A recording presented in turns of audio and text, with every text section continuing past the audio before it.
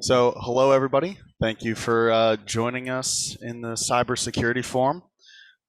We have Ariel Bain, who works with CISA. She is the cybersecurity advisor and state coordinator for the state of Delaware.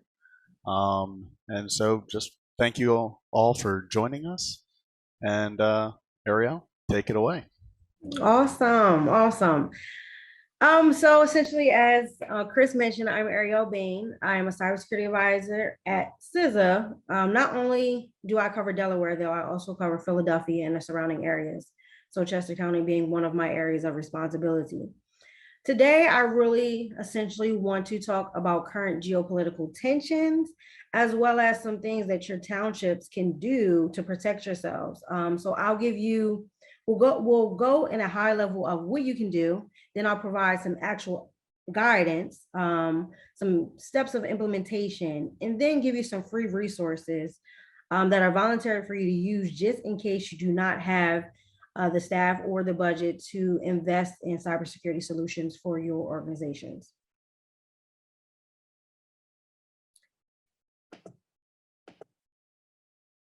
Okay, so as mentioned, I am from CISA. So CISA is the Cybersecurity and Infrastructure Security Agency. Really what we are the youngest organization within the federal government. We were developed in 2018, and our mission is really to help secure and build resilient critical infrastructure for the American people. And how we do that, the basis of everything that we do is voluntary partnerships. So we have a lot of trusted partnerships with the federal government, local state governments, and also critical infrastructure owners and operators. So on the last slide, you probably think, what is critical infrastructure?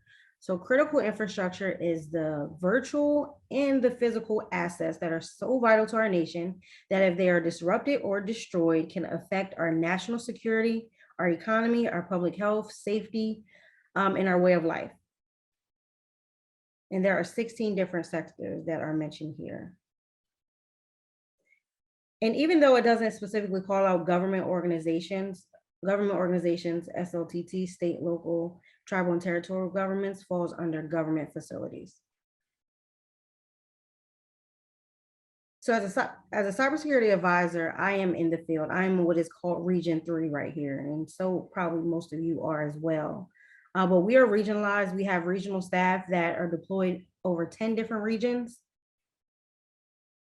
And Region 3 is comprised of Pennsylvania, Delaware, Maryland, Virginia, West Virginia, and Virginia. So there are cybersecurity advisors within each of these states and territories, which includes DC.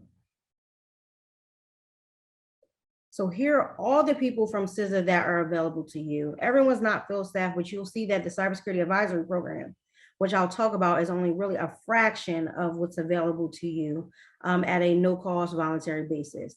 So you also have my equivalent, which is called a protective security advisor.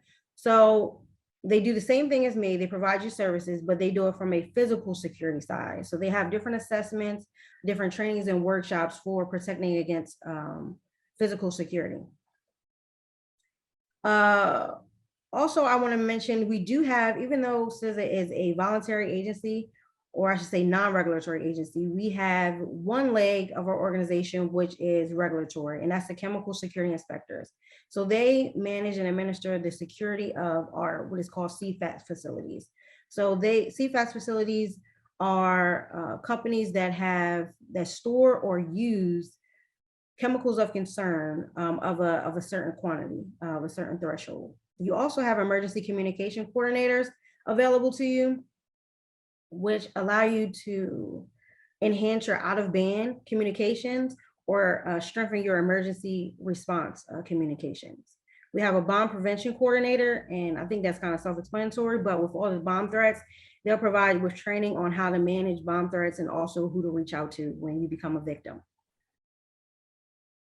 So here is a sampling of all the voluntary no-cost cybersecurity offerings in which I offer under the Cybersecurity Advisory Program. So we have assessments for all, and I deep dive into the assessments and evaluations a little bit later. As I mentioned, we have partnership development. That's kind of why I'm here today. Preparedness activities. So not only do we do the assessments and evaluations, but we have trainings and workshops. Some of the ones that may kind of hit home today are for incident management and also building cyber resilience. We also have a workshop for election security. We conduct tabletop exercises for you also as well at no cost. And then we also provide some incident response, which I'll get into as well.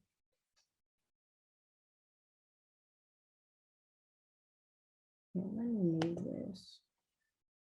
Okay, so as I mentioned, we're here today to talk about geopolitical tensions. This geopolitical tensions is really rapidly changing. Just on Monday, the Biden and Harris administration have warned us repeatedly about the potential Russia has to engage in malicious cyber activity against the United States. There is now evolving intelligence that Russia may be exploring options for potential cyber attacks. So you may be thinking, what does this mean to your township and why is it important to me? That's a question kind of I get. You know, I have this little old company, I got 3 servers online. It doesn't really impact me. Well, actually, every organization is at risk today. You know, you've always been at risk because of this interconnected world in which we live in. But today, because Russia is actively targeting Ukraine, one thing that you have to worry about is essentially spillover, right? They're going after the supply chain. So if some of your cloud vendors are impacted, that means that you are impacted.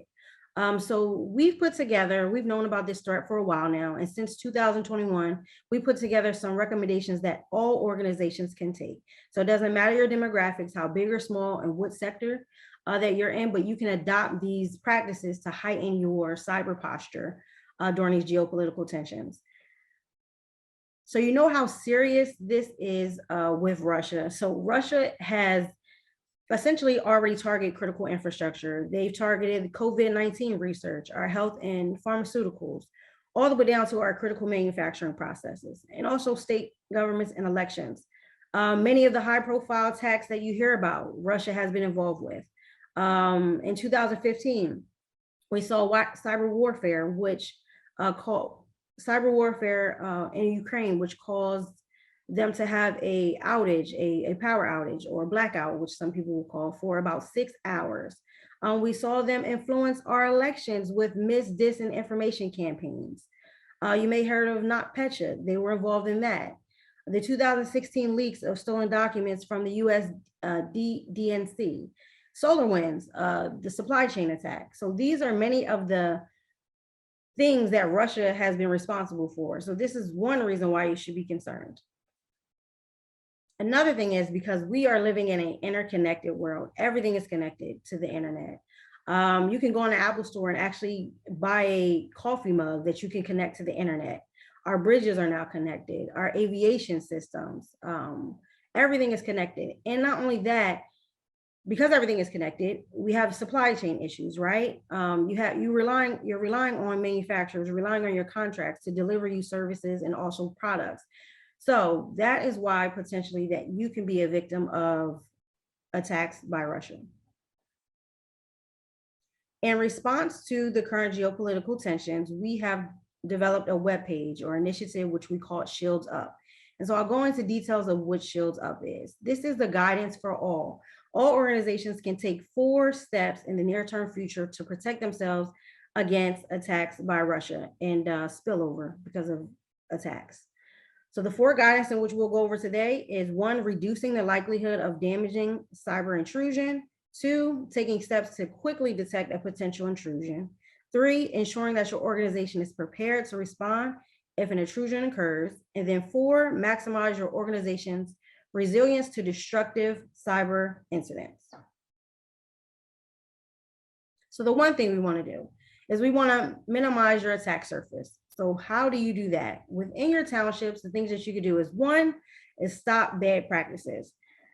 Implement multi-factor, especially for your privileged and admin accounts. That will dramatically decrease the attack surface within your organization. I know many of victims who just by implementing multi-factor authentication have been able to stop attackers in their tracks that have already been in our networks. Eliminate the use of end-of-life software. So one, you can't get any updates, but just imagine if that software goes down. So now you don't have availability of your systems. Another thing, make sure you're changing your default and known account passwords. There are tools available that anyone can use. Me or you can go on Shodan to see if you are still using default passwords. This is known to our attackers, and it's an easy way for them to exploit your systems. Also, this is kind of self-explanatory, but making sure you're updating your software versions. So CCATO, as a response to the current geopolitical tensions, we put together a catalog of known exploitable vulnerabilities. And we prioritize vulnerabilities based off of current geopolitical tensions. So I think I have a slide where I show you the database. Yeah, I think I show you the database, which you can use and is available to you. Also, hardening your systems, ensuring that you have antivirus deployed where possible, and making sure your signatures are up to date. So signatures are not just for your antivirus, they're also for your firewalls. They're about your spam filters, making sure that they're up to date. Also testing your patches before deployment. The one thing that you would hate to do is deploy a patch to all of your systems and it causes outages to other critical applications. Also, if you're not using something, turn it off. Make sure you turn off all unnecessary services and protocols. This is including your remote desktop protocol uses. Make sure you have access controls. Make sure you're blocking people from using your systems from both a physical and a virtual standpoint. A lot of people now are using the cloud, or we have external dependencies that we are relying on. Making sure you're adopting those best practices. And CCATO also has put together some best practices for you to formulate your contracts and also for you to understand what responsibilities you have when you're using cloud vendors. The last thing about minimizing your attack surface is making sure you're managing your vulnerabilities. Baseline your cyber resilience with an assessment. Cybersecurity just goes beyond your physical technical controls, right? It's not just about making sure you have strong passwords. It's also about your policies and procedures. So do an assessment so that you can see holistically how you are doing as far as cyber resilience. Also, make sure you're doing vulnerability scanning and web application scanning. On the next couple of slides, I'll show you the services in which CCATO provides that can do the vulnerability scanning and web application scanning for you. Let me see if I'm getting any questions in the chat. No. If you have any questions, please feel free to stop me in the chat. So this is the catalog that I was talking about, in which we put together. This is on the Shields Up page that you can get to from CCATO's homepage, CCATO.gov. But this kind of prioritizes all of the known exploited vulnerabilities. These are vulnerabilities that we know attackers are using today.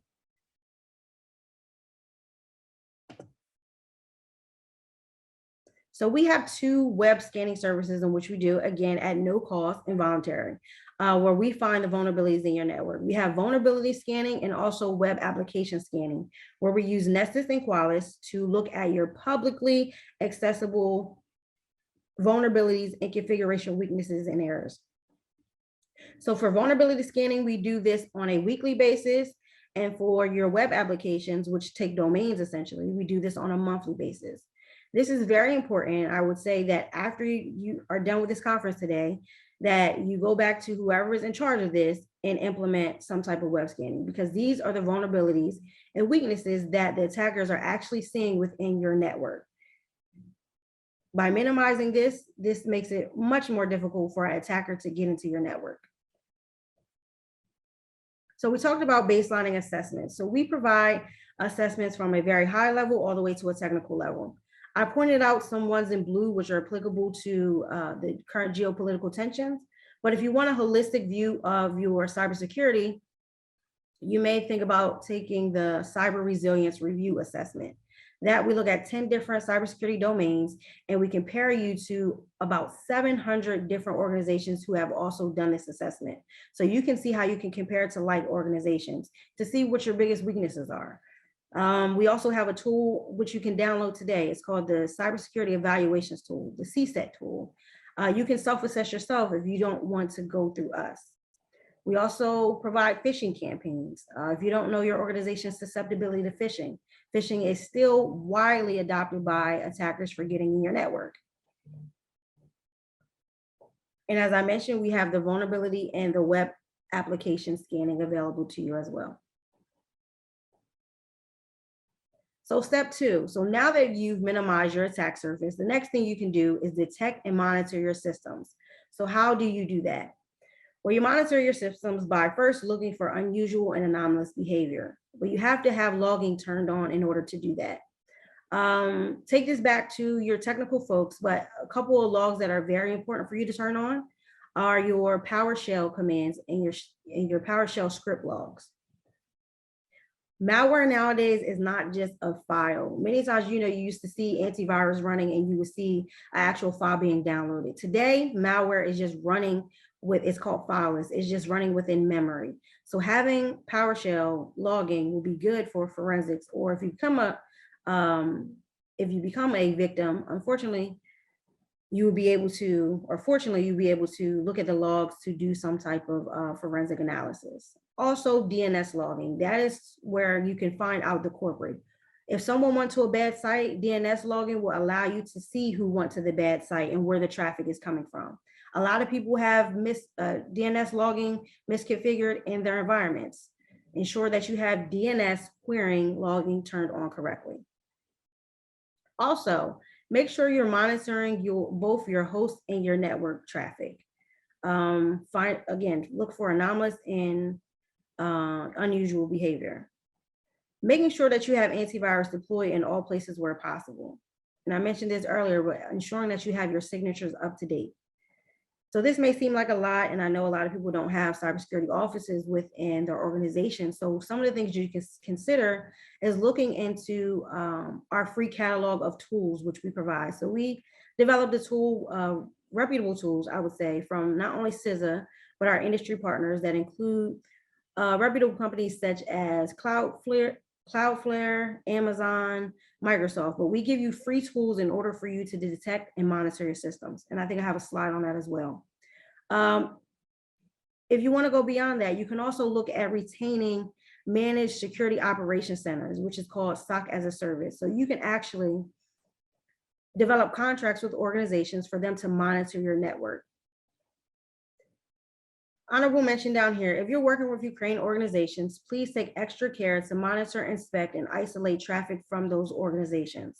Closely review access controls for that traffic. I have seen upticks of reports of Ukrainian IP addresses trying to attack US organizations, or at least trying to do some type of reconnaissance.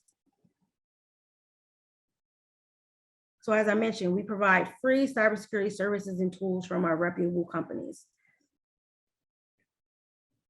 And this is the thing about this repository, it's a living repository.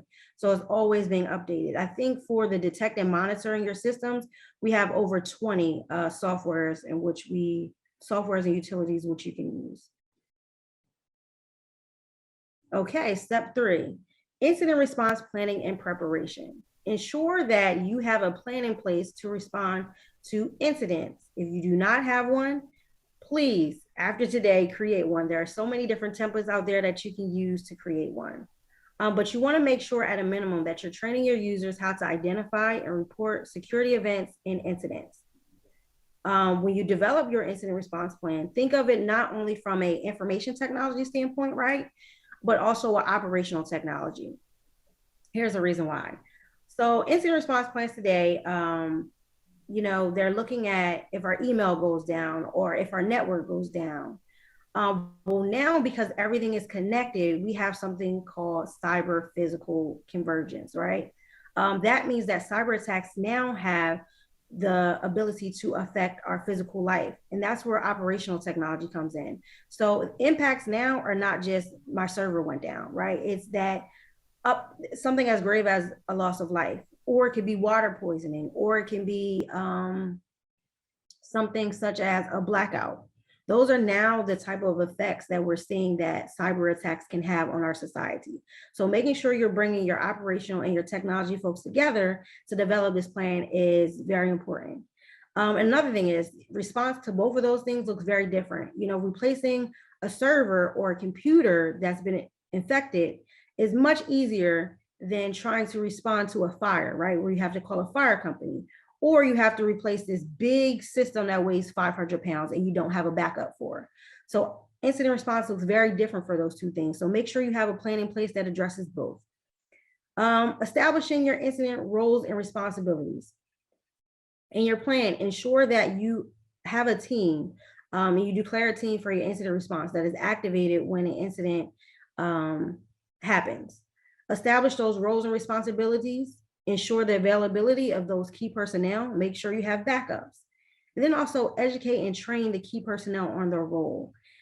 A lot of people put CCATO in their playbooks, or they may put the FBI, but they don't really understand what assistance that we can provide to them. So ensure that you're reaching out to the partners, your state and local government partners, right? If you're going to call a police station, ensure that they know your organization and your systems.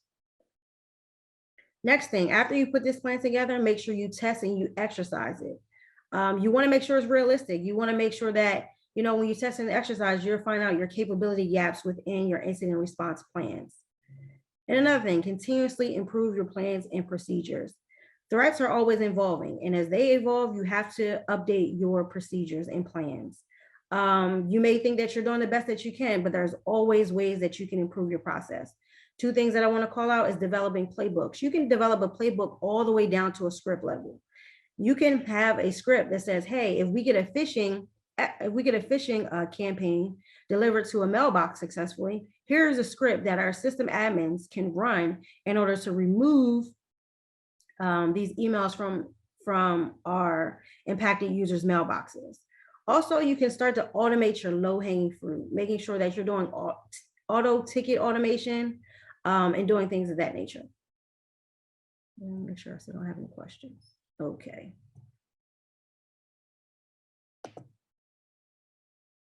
So some of the resources that CCATO provides, we actually have developed, and this was published, I believe, in 2021, November 2021.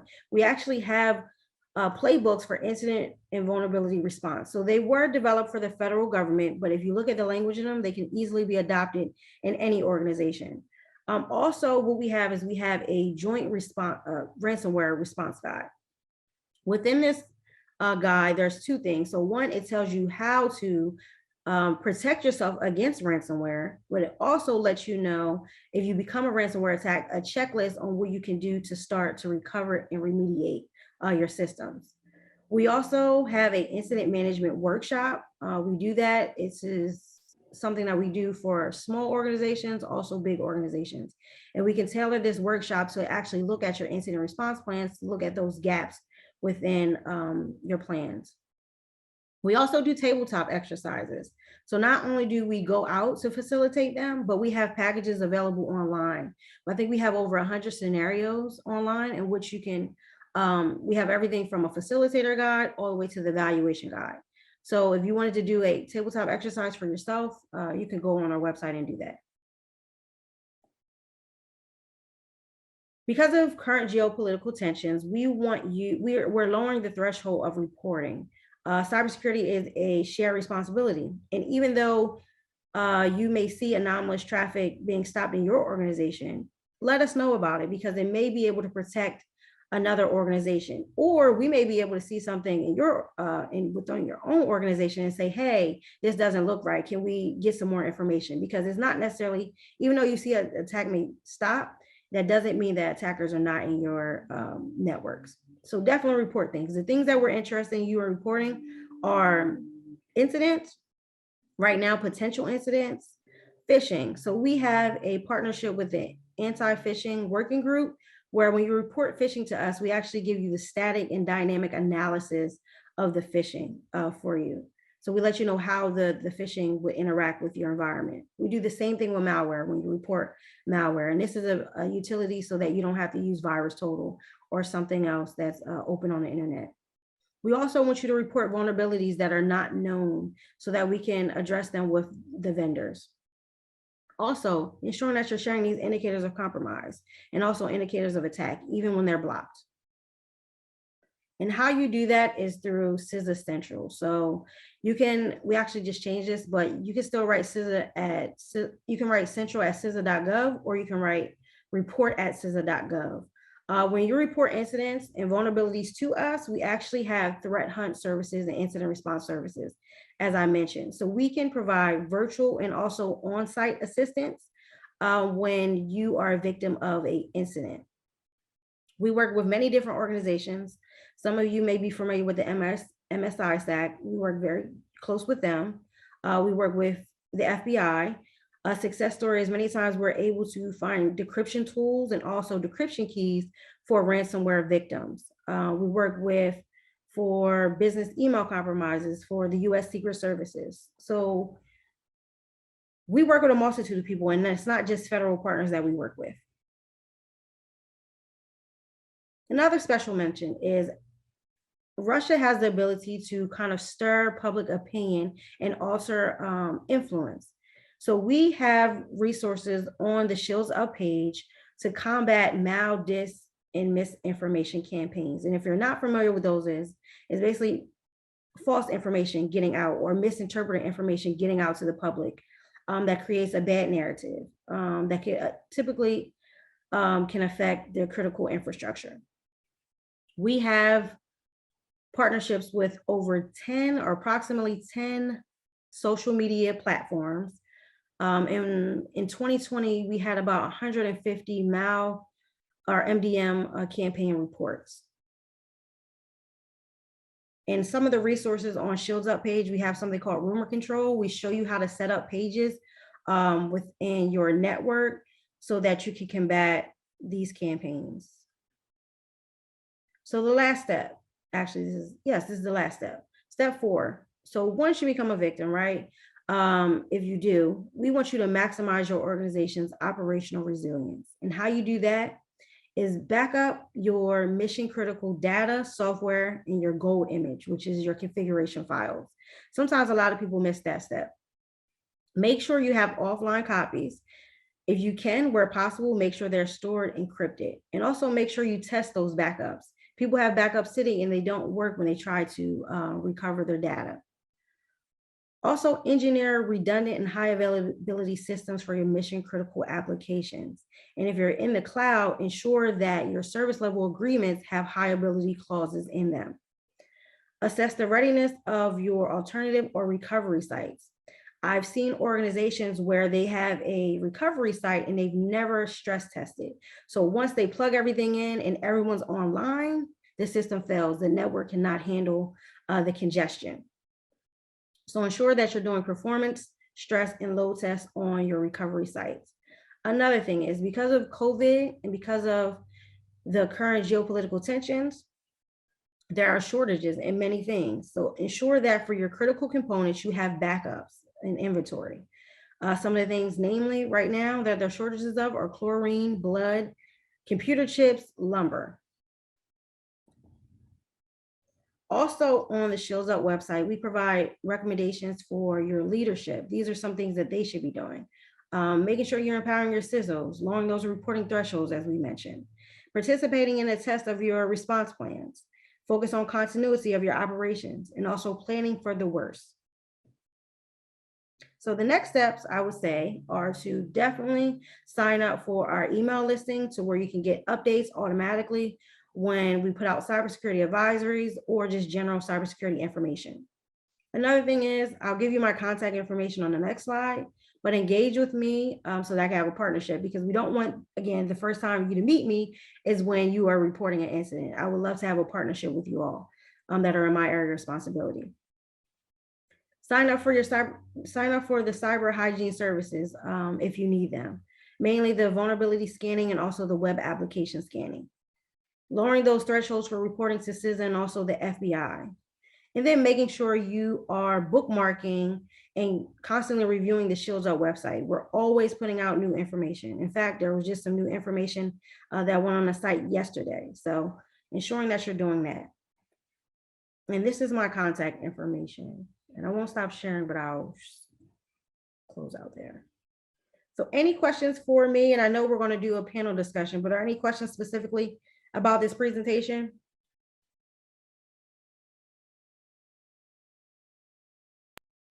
Yep. If anybody has any questions, please write them below.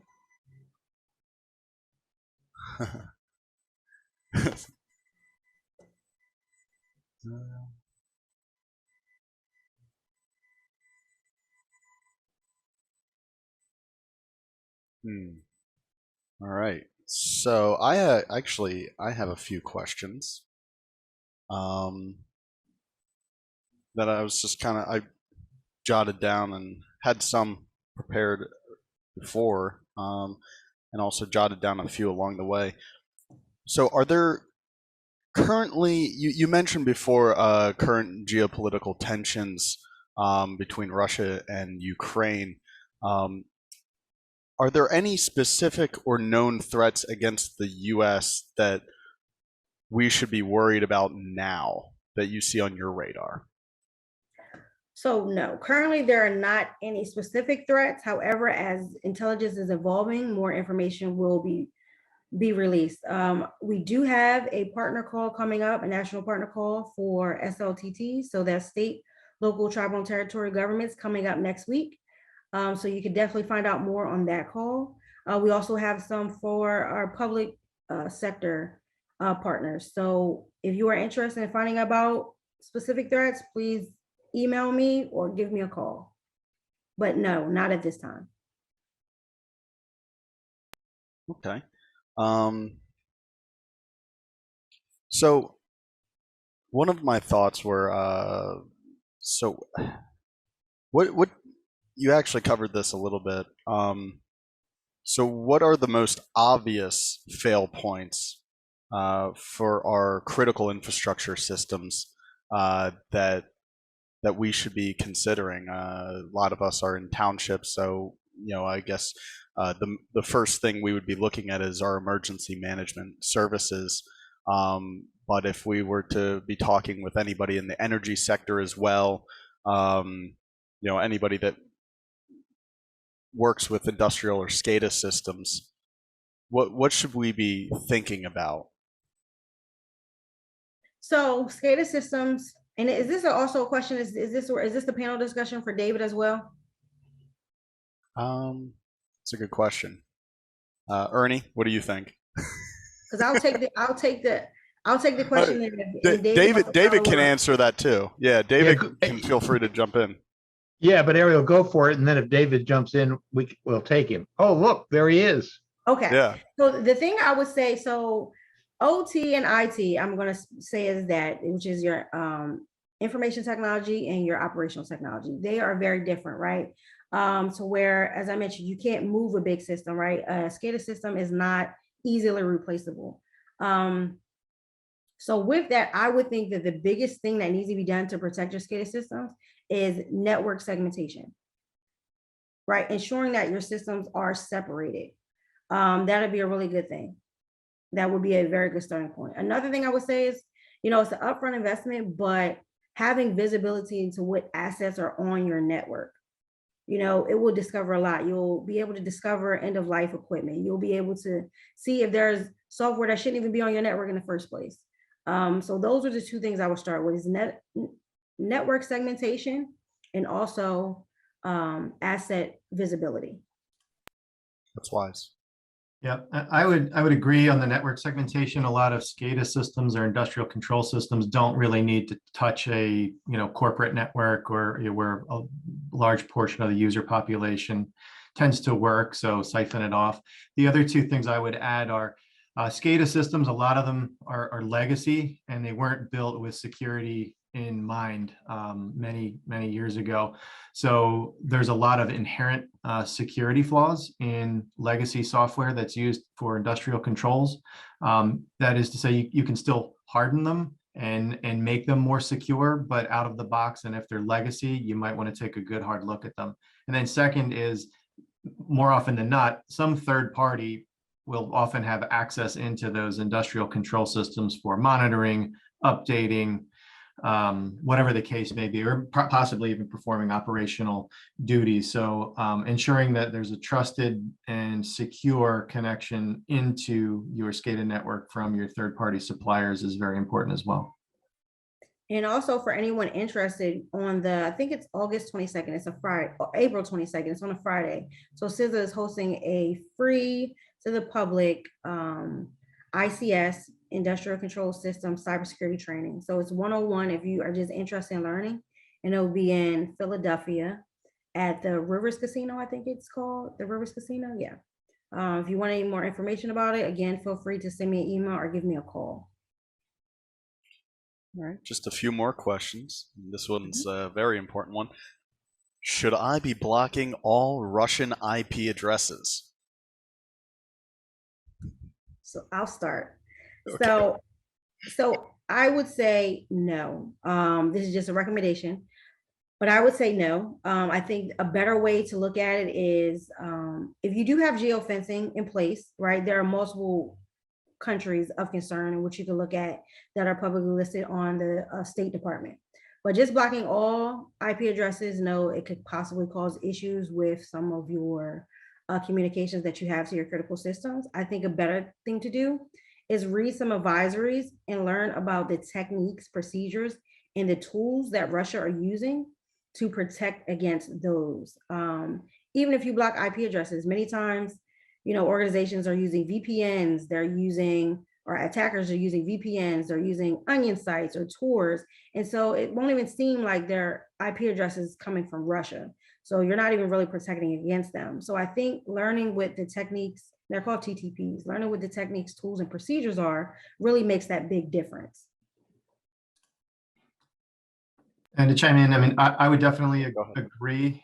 An IP from a known locale that's maybe where malicious traffic comes, it's very trivial to change that and evade detection. I would say if it's native and easily implemented and you have no business with certain parts of the world and you know that, I wouldn't dissuade you from implementing it, but you can't rely on it because it's so trivial to circumvent. Okay. And this is my last question. I think over the last, being in IT myself, I kind of I've seen an evolution in cybersecurity, and having that kind of come to the forefront of people's perception, but it still is kind of nebulous for a lot of people. So, worst case scenario, and I know we kind of like to imagine what this actually means, but what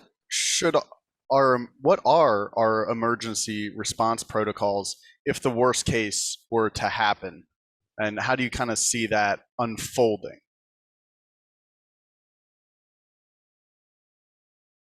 David, I'll start with you. I've been going first every time.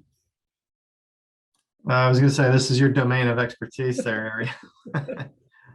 Well, Chris, maybe I'll ask you, like, what do you mean by worst case scenario? Can you give us an example? So we talked about SCADA systems and critical infrastructure. What if that were to be penetrated? Are there rules that the Fed has or the state has that we should be adopting on a municipal level and helping to disseminate information on a local level for, let's say, power grid, right? They were able to infiltrate the network segmentation protocol that we have, right? Let's say, right, and able to tamper with there's a localized blackout because of that, right?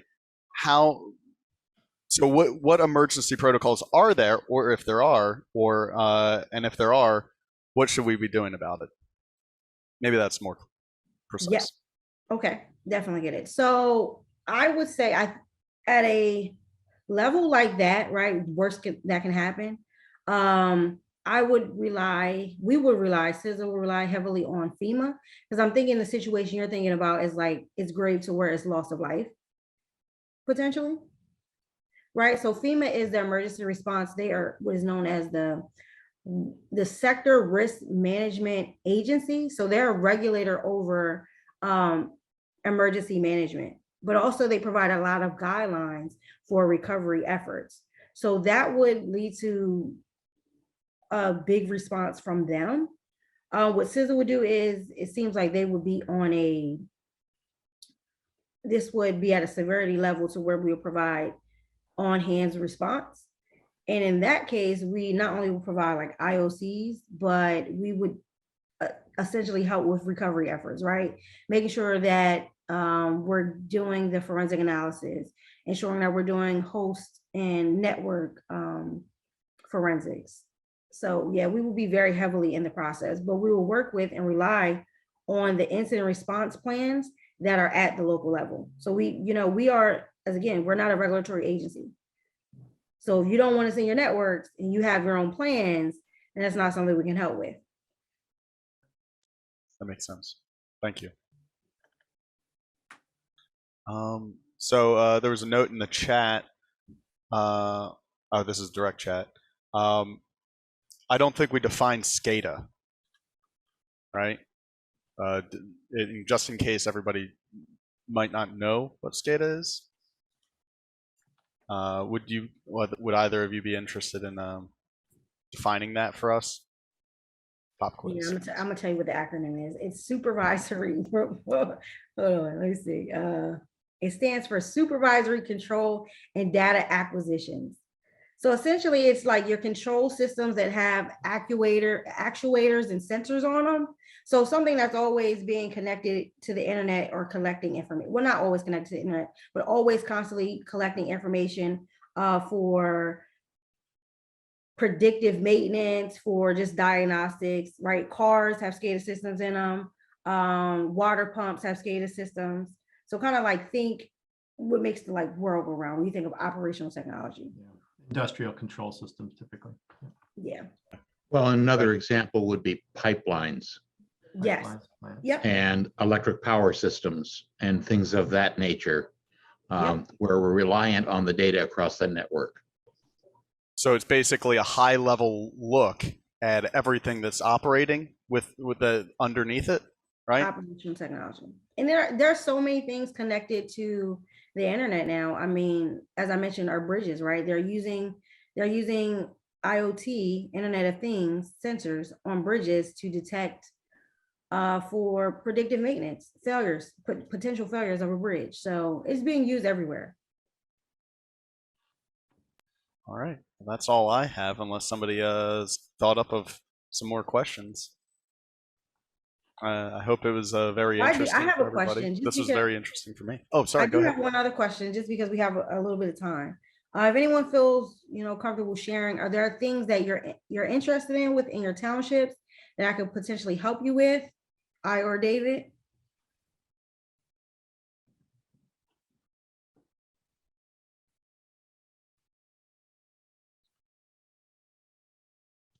And I guess the question might be more to the elected officials.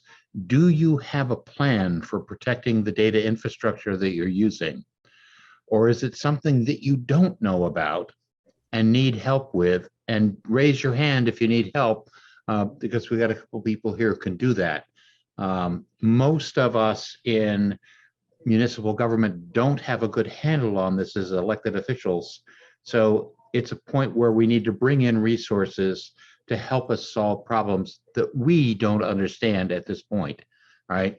There aren't many of us who can spell IT, so you've got to be careful of that. Right? Makes sense.